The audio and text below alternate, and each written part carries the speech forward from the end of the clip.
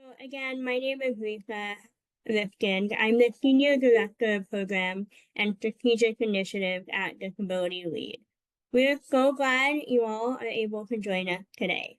My pronouns are she, her, and a quick description of me for those who may be blind or low vision is that I'm a brown woman with my brown hair pulled back, wearing a red shirt in my blurred out outfit. We sent out a guide today on how to access key accessibility features in Zoom, including chart, captions, or ASL. If you have any questions or issues, please reach out. My colleagues are monitoring the chat and will help troubleshoot any issues. This afternoon, we are so pleased to welcome you for one of our most beloved programs, our storytelling event featuring our members. We are fortunate to have four incredible and talented disabled leaders who are past fellows of our program, who are members of our network: Irma Gomez, Ken Jennings, Anna Monga, and JP Price. I want to thank them for being vulnerable and sharing their personal experiences of navigating different disabilities in an ableist world, and their own personal journeys of self-acceptance and ultimately embracing their disability identity to join the disability community. And that's because stories of disabled people, though they may not be widely told or known, are universal. They are human and they connect all of us, those of us who identify as disabled and those who do not. You joined today not to necessarily fix what ails us, but to listen to stories of humanity, to support Anna, Coach Ken, Irma, and JP because they are our friends, our colleagues, or our loved ones. Or maybe they are strangers, but you are interested in hearing their ideas and the journeys that they have endured. Simply put, today's gathering is about holding people you don't know in your heart, making room for their voices and their needs. Truly, it's the only way we will achieve the equitable and inclusive communities each of us yearns for. It's what's required for us to create compassion and be caring citizens of this world. So, without further ado, I want to welcome our first storyteller today, Anna. Anna, please take it away. Hello, my name is Monga. I'm a 2023 Disability Lead Fellow and Policy and People Manager at Google. Can you hear me? For the first 26 years of my life, this is how I heard sound. If I couldn't lip read or physically move myself closer to the person talking, the odds that I fully heard what they were saying were low. For over 2 decades, I let myself take on labels like absent-minded or ditzy or just plain rude, just so I didn't have to disclose my disability to anyone. When my teachers would move me to the front row desk after PTA meetings, I would roll my eyes to my friends and complain about my mom being a helicopter mom. But she was just doing what was right for me. When my friends or classmates would try to talk to me from a distance during playtime or during dance practice, I would pretend like I wasn't paying attention just so I could pull off a nonchalant attitude and continue hiding my secret of being born with a hearing impairment. Even though I was diagnosed with a moderate to severe hearing impairment at the age of 5, my pediatrician was worried about the social stigma that I may be subjected to if I was prescribed hearing aids. She's made it thus far in life, she'll surely figure it out, were his words of solace to my parents. He told me to eat green leafy vegetables to fix my hearing impairment. I can tell you now that didn't work, although spinach is my most favorite vegetable now, so at least I have that to thank him for. The fear of the social stigma instilled in me by the pediatrician and by parents meant that I never truly opened up and no one knew about my hearing impairment except my immediate family. And their way of showing support was making lighthearted fun about it and navigating their own communication styles to my needs so it wouldn't feel like a big deal. To the rest of the world, my non-visible disability might as well have been non-existent. But like my pediatrician predicted, I did figure it out. I made it throughout school and college without hearing aids, despite my moderate to severe hearing impairment. Texting, instant messaging, and the social media era made it easier for me as I got older. Closed captioning and e-learning really helped me get by in those final and tough years of schooling. And despite a low GPA and a low self-esteem, I graduated college and was able to land a decent job after applying to hundreds of companies all over the country. As I navigated the corporate world and all of its job titles and promotions and career ladders, I was steadfast in my determination to not let anyone know about my disability. I continued to keep it a secret, and my pediatrician's words echoed in my ears. I've made it this far, I'll figure it out. And that facade worked well for the first couple of years. But then one day, after a few years of being in the workforce, I was having a conversation with my manager at Pepsi, and I jokingly said something like, "Oh, haha, I didn't hear that. Sometimes I'm like deaf." He amusingly responded, "Oh, I know. I've noticed." I froze. Crap, I've been found out, I thought. My manager and I never spoke of that again, but I never once felt like this truth about me had biased him from assigning me challenging or exciting projects. His confidence in my ability was a subconscious motivation for me to work harder. And in fact, I was performing so well that I got an unexpected promotion within 9 months and then continued to get promotions, raises, and career opportunities. I felt accepted for the first time. And the most amazing thing was that it didn't actually cost my manager a single extra dime to treat me with fairness and equity. Soon after that, my ambition brought me to my first tech company, where I joined as an HR business partner at Twitter. Here, my experience was a complete 360-degree turn from Pepsi. My first week there, I was in a one-on-one meeting with my manager, and we were sitting in a large conference room. She was talking softly, and her voice was just migrating in the vastness of the room. I couldn't hear her well, and I was trying to lip read unsuccessfully. And I guess after the third time she asked me a question, she figured it out. I quickly said, "Sorry, could you say that again? I don't hear very well." She irritatedly and bluntly responded, "Oh, I didn't know that. You need to tell people that." I felt small and ashamed. And soon after that, I noticed that I started getting less people-facing work and more behind-the-desk analytical type of work. The issue was that I wasn't very data savvy, never needed to be for any of my previous HR roles. And so I wasn't exactly shining in the projects that I was being assigned. I felt like I was disappointing my team and my leadership. And I was afraid. I was afraid that my secret would finally catch up to me and be the reason for my downfall after all this time. A month after I left Pepsi for Twitter, I was crying and just wanted to go back. But I had made a choice when I switched jobs, and now I needed to make another choice, a choice that I had been avoiding my whole life, a choice to admit that I needed help. And so for the first time at the age of 26, I got my first pair of hearing aids. And after an entire life of not knowing what it's like to hear everything, I was amazed at the beauty and power of sound from everywhere.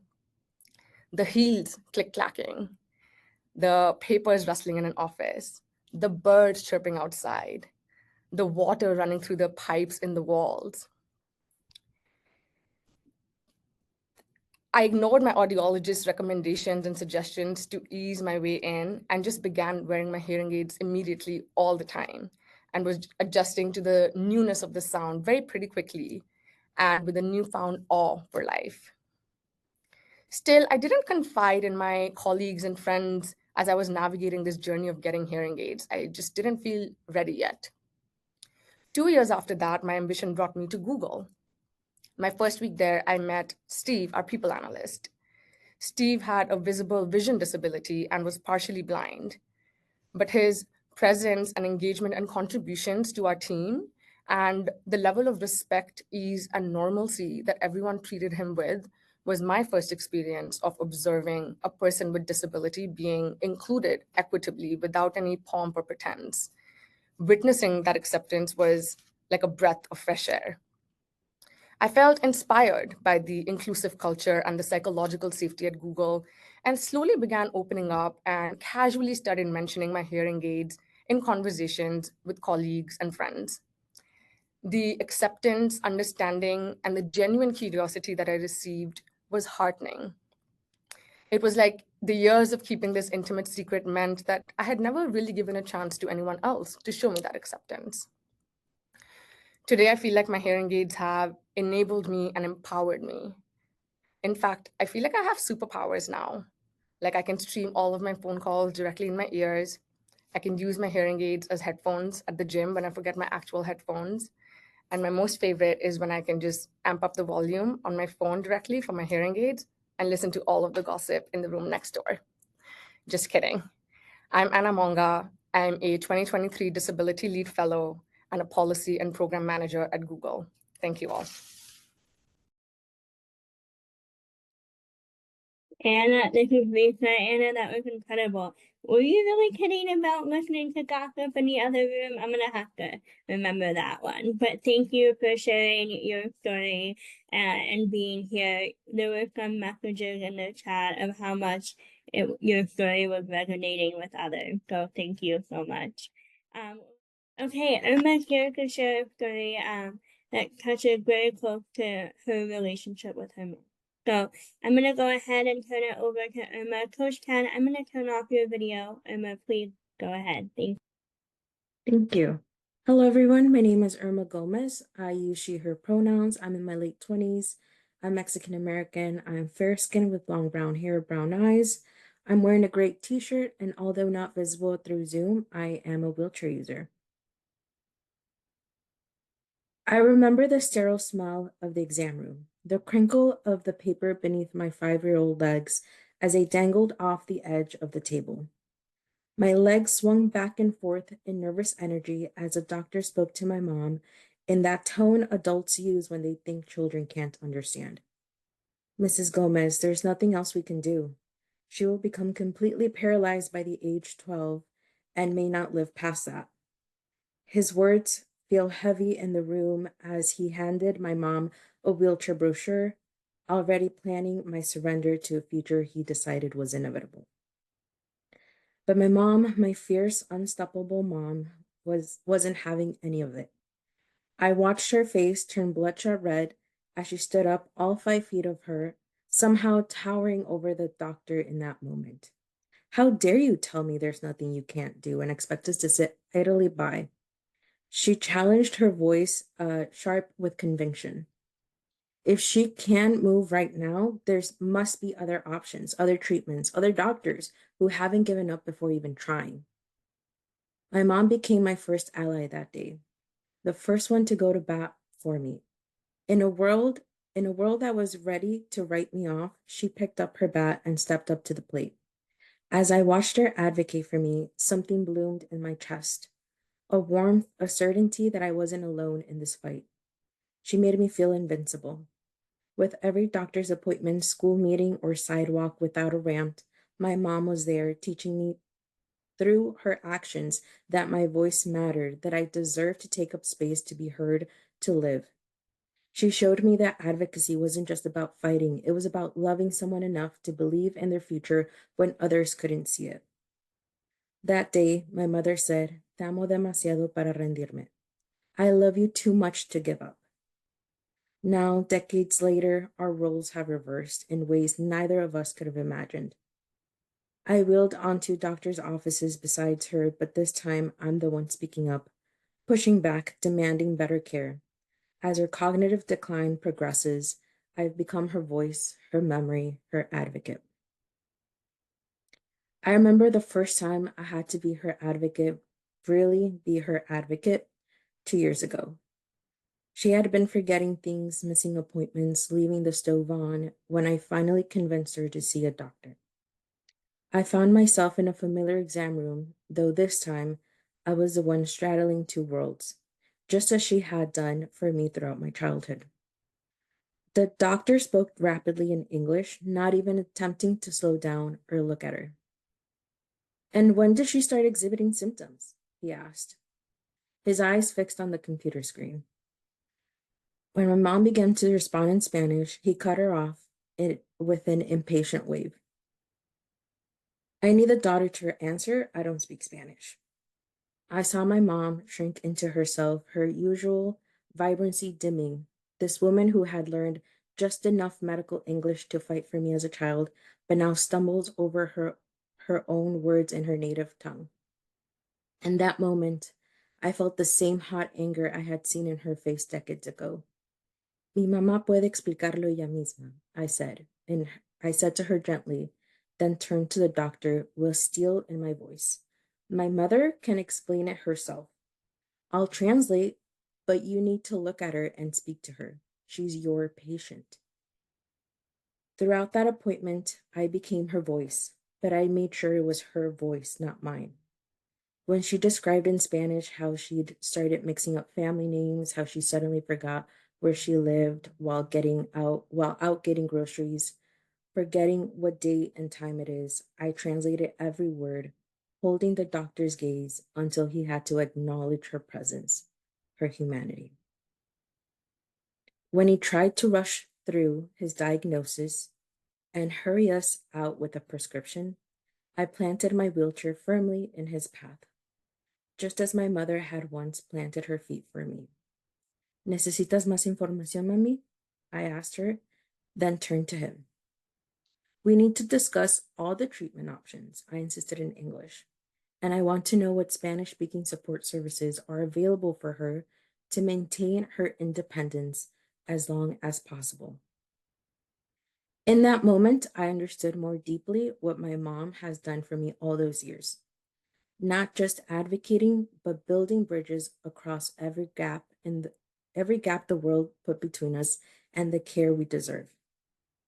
Some days ago, my mom was having an episode, and I was up with her at 3 a.m.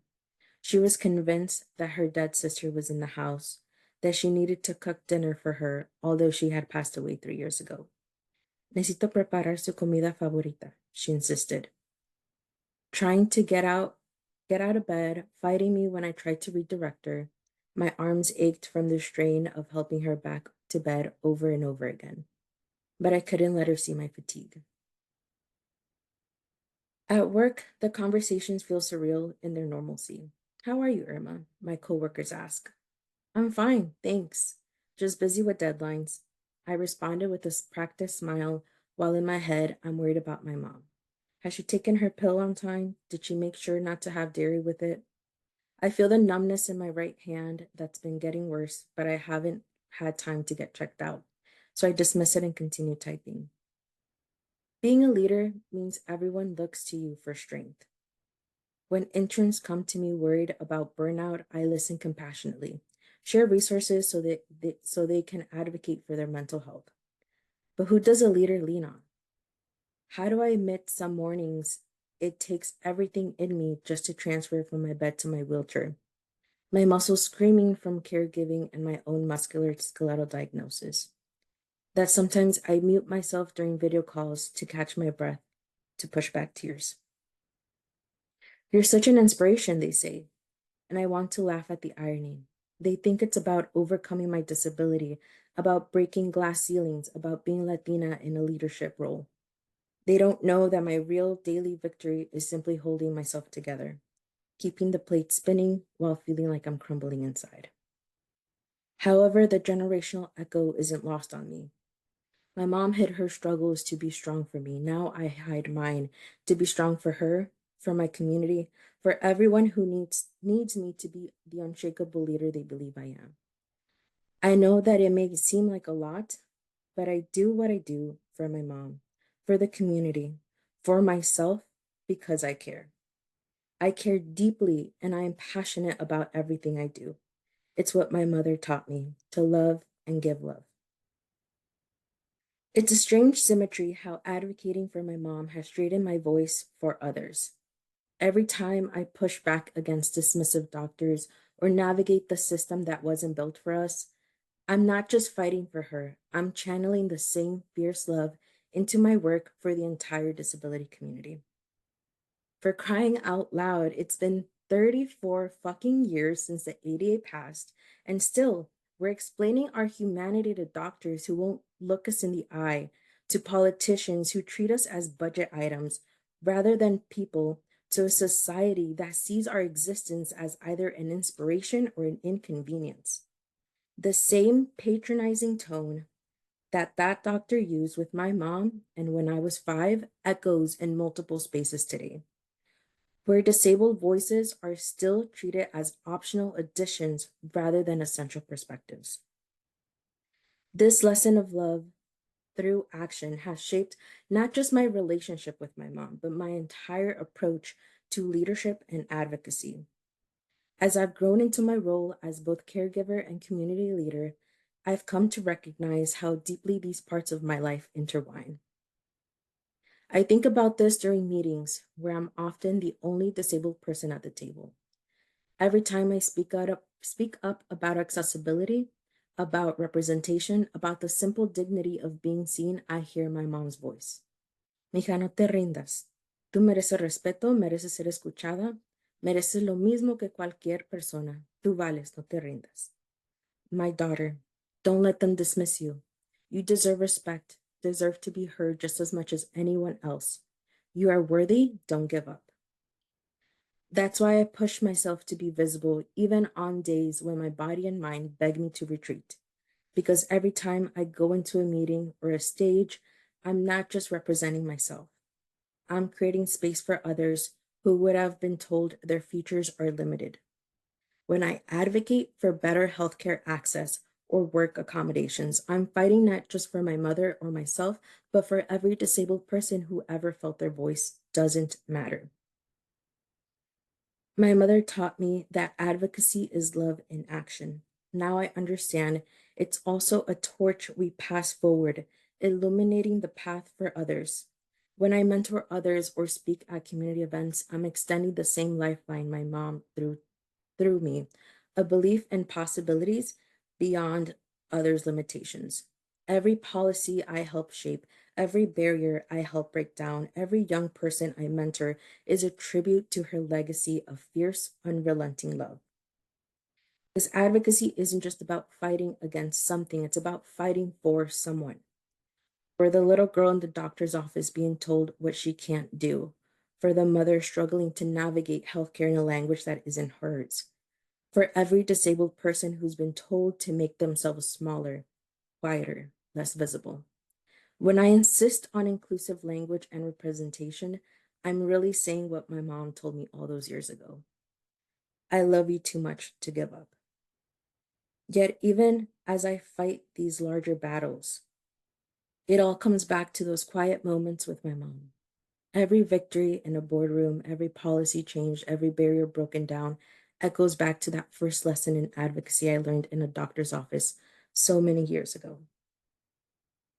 Some nights, after mom is finally asleep, I sit by her side and remember that little girl in the doctor's office swinging her feet, unaware that she was giving a death sentence. I think about how my mother's advocacy shaped my life, gave me the courage to surpass every limitation that doctor tried to place on me. Your mother's very lucky to have you, people often say when they learn I'm her caregiver. But I know the truth. I'm lucky to have her. Every time I speak up for her now, I'm simply returning the gift she gave me all those years. When I'm exhausted, when the weight of balancing my own health issues with her care feels impossible, I remember her face in that doctor's office, red with righteous anger, fighting for my future. Now it's my turn to fight for hers. Even on days when my body protests, when work deadline looms, when friends drift away because I never have time to call back, I've become her voice, her advocate, her guardian, roles she once held for me. And if sometimes in the quiet of nights tears slip down my cheeks from the weight of it all, I know she'd understand. After all, she taught me the fiercest love often comes with the deepest ache. And that advocacy is just another word for I love you too much to give up. Thank you.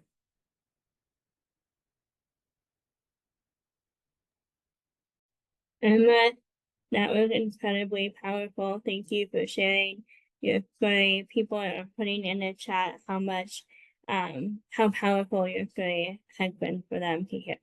So thank you. Coach Ken, are you in a place to be able to come back to your story?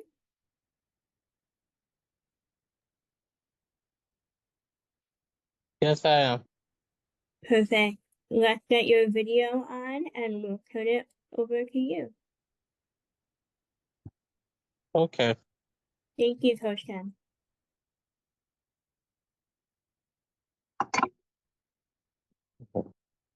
I remember the play like it was yesterday. After making a tackle, I fell on my back. I got back up and ran to the sidelines like I have done 1,000 times before. Only this time, I I am mentally, not physically running back to the sideline. So I tried getting up again and again. Nothing happened. At this point, I realized I couldn't move. Then then I could hear and eventually see all the coaches and paramedics running to my aid. The paramedics did what I called a pen test. Then he took a pen and started rubbing the pen against my feet and asked me if I could feel it. I responded no. Then he then he went to my leg and I said no. My thigh, no. My stomach, still no.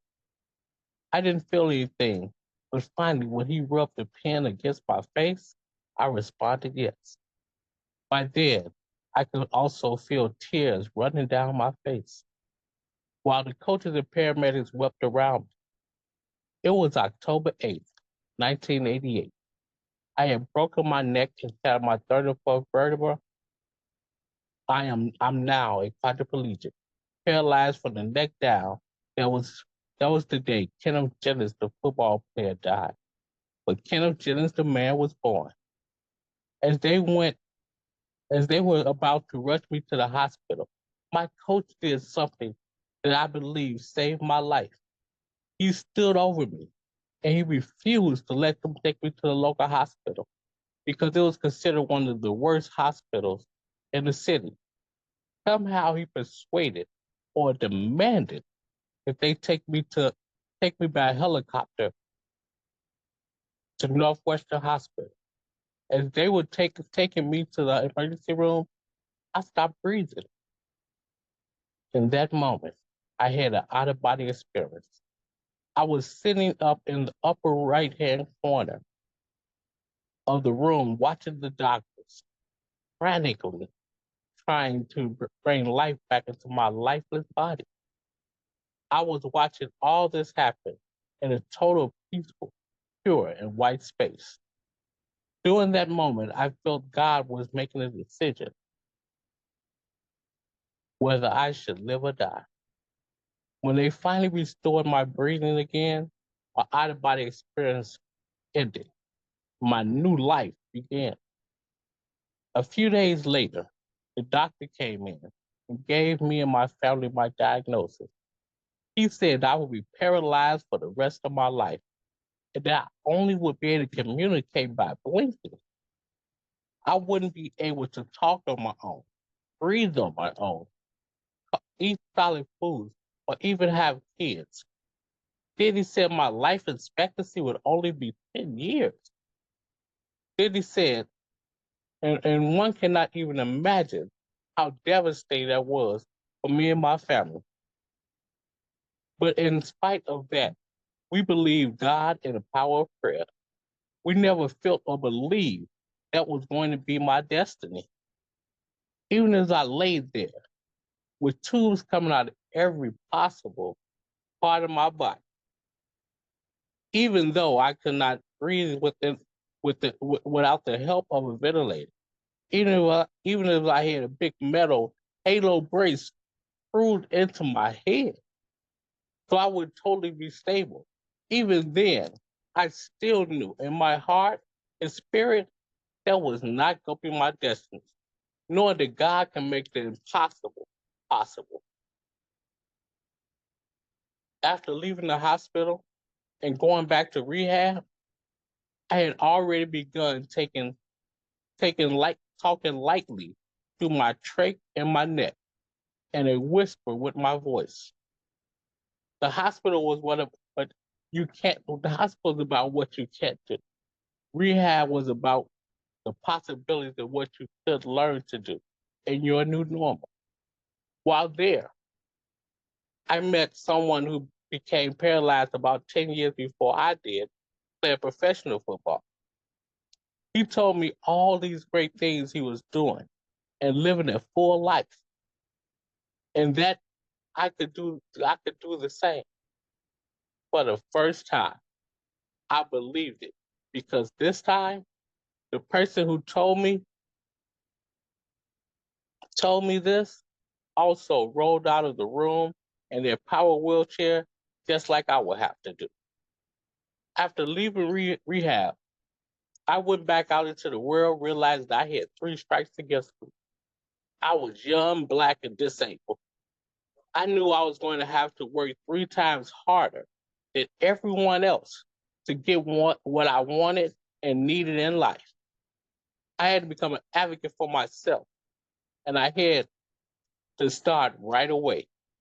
The Board of Education told me I could not return to my high school and that I had to go to an educational setting that could accommodate my needs. They told me this educational setting would be best for me because they didn't think I could.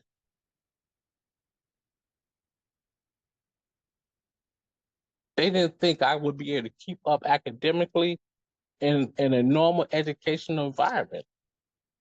I tried out the new school, but after a few weeks, I knew it wasn't the place for me. The old shy me would have accepted what they said, but the new reborn me knew different. I fought and challenged and threatened to sue the Board of Education, and I told them there was a reason I wanted to go back home to where I started at. I explained to them that I remembered that before I got hurt, when I seen someone in a wheelchair, I would find myself staring and wondering what was wrong with them. I figured if I felt like that, other people felt like that too. Mm.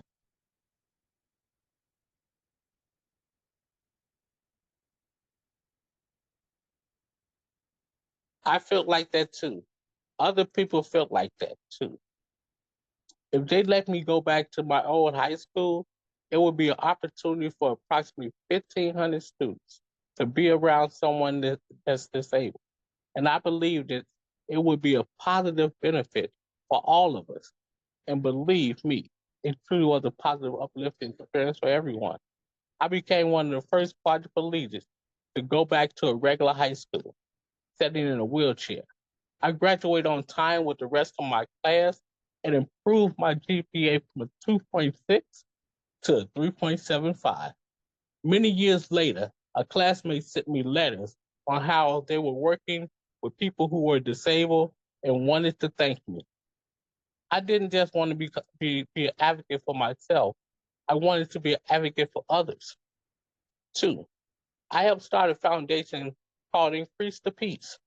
We were invited to speak at the majority of the high schools and grammar schools in the city of Chicago. But I still felt like something was missing. My first love, football, was not a part of my life. I knew I would never play football again. So how could I reconnect and be a part of something that I still loved, even though I was injured playing? I decided I wanted to become a coach. And as I embarked on this journey, I went to several different schools to talk to coaches I knew and asked them, could I coach at their program? Coach after coach, school after school, no one would hire me or give me a chance. They felt that I couldn't coach football as a quadriplegic, or as they put it, without the use of my legs or arms. When I was playing football, my coach told us that football was 90% mental and 10% physical. I knew the game, so I had the mental part down, and I had the kids for the physical. Finally, there was one coach who took a chance on me when no one else would. Hubbard High School gave me a chance, and I became their defensive and defensive line coach. I'm proud to say I've helped coach our teams over the years to 5 state quarterfinals and 3 state semifinals. And with the help of the coaches, I've personally coached 2 high school All-Americans.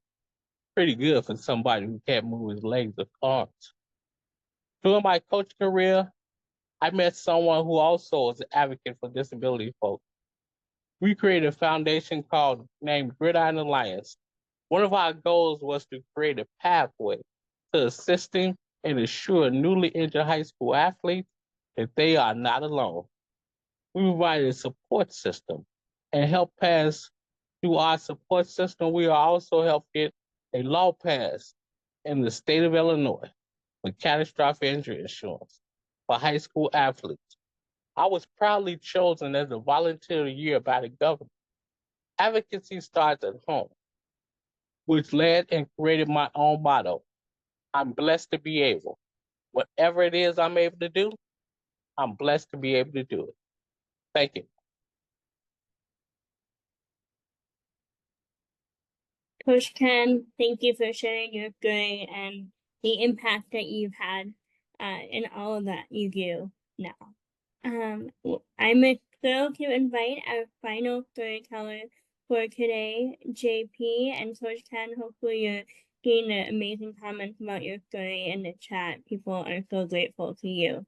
But JP, we're thrilled to have you close us out today and share your story, which includes snippets of your childhood. So I'll let you take it away from here. Thank you, Risa. This is JP speaking. I go by JP because it's quicker. I use she, her pronouns, and I respect yours for yourself. I present today with shoulder-length blonde hair, gold rimmed glasses that make you wonder if I fell in love with 70s fashion. I did. A gray sweater and a beautiful necklace that shows moon phases, because I'm a space cadet. My mama always said that you can deal with anything once you know what you're dealing with. It's the unknowns that can gnaw at you. I recall a Friday evening after school. I was in 6th grade, and my braces tore at the inside of my lips. My forearms ached. Sorry, my bangs, they were too short because I cut them myself. My head was on my mama's lap, and I was sobbing, big tears, without a reason. And my mom would say, hey, you don't have to know the reason, honey, just cry it out. Sometimes you just need a damn good cry, right? Cry it out, it'll come to you.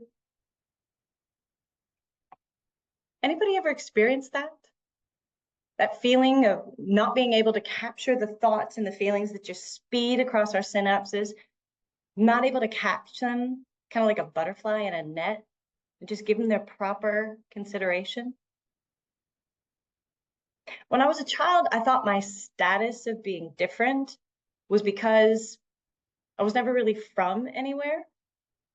See, at age 11, my parents sold the only home that I had ever known, along with our cat named Fortunate, Lucky for short. Who sells their cat, their pet, with their home? My practical father, that's who. I'm walking into that new school in Missouri. There was a different screech instead of a bell sound. The scratchy, synthetic piping of those school-supplied gym shorts that kind of felt like mini razors on the tops of my thighs. And how odd that the old and the new cafeteria kind of smelled the same, like stale milk laced with sugar and bleach. There was so much information to process. And if I looked at my paper for too long, my teacher would yell at me because I wasn't following along, right? But then I'd look at her to read her lips, and she'd accuse me of staring at her with a mean look. But it was tough to hear about the chatter of the other students and the noise, the street noise outside. Why was she so mean? And what did she do? Where did she hide all that powder that wafted in the wake of her step? All the other kids, they looked right through me, as if I wasn't even there. Me with my really white eyebrows, my sunburnt patches on my cheeks and my neck, my brother's cut off purple corduroy hand-me-down shorts that I refused to retire, and my hair, sun-bleached white with green tips from the Indiana Public Schools fluorination treatments. Yeah, those 6 months in misery, living in that new neighborhood, they were tough. I was the gritty blue light special, and everybody else around me was creased and monogrammed masses with matching notebooks and sneakers. Back in Indiana, I was actually a part of the gifted program, the Bright Kids. But in Missouri, I was so behind that I kind of needed a tutor and a speech therapist. I was saying words the way that I heard them, but then come to find out through the standardized hearing tests at the schools in Missouri, I actually needed a surgery for my ears so that I could hear things correctly. And so that happened, thankfully, right?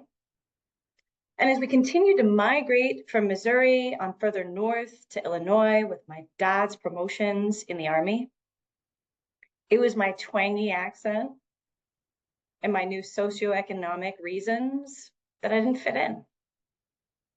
You see, in Illinois, I was starting junior high in a foreign cost of living zip code hierarchy called Lake County, Illinois. Some of you know it? Yeah? And I was in the lowest caste, stepping out of that new government subsidized Fort Sheridan front door. There were so many demands to be present with others, and yet that topic from science class literally had my imagination whirling with visions of moons and stars. My dad liked to tease me, and he would sometimes say, "Hey, space cadet, what color is that moon that you're staring at?" And I was thinking, well, maybe now I could give him a legitimate answer, right? At school, I just wanted to hold the thought stream for a few minutes. There was so much input. It often felt impossible. And like most teens, I couldn't stand myself. I didn't fit in, despite even making the cheerleading team. The blonde jokes were very popular, and at times I pretty much felt like the airhead in the room because I wasn't catching the social cues. I would spend my lunch breaks hiding in the library. Now, I said I always attributed the rejection from the other kids to the fact that I wasn't from there. But the reality is, my mom actually smoked while she did laundry in that stuffy Fort Sheridan basement.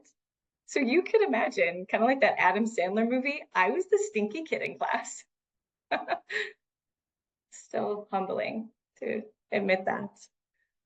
I do have some fond memories though. I recall playing in the dirt with the boys, and I used to swing from the monkey bars next to that one pigtailed classmate is on the backs of my knees, both of them.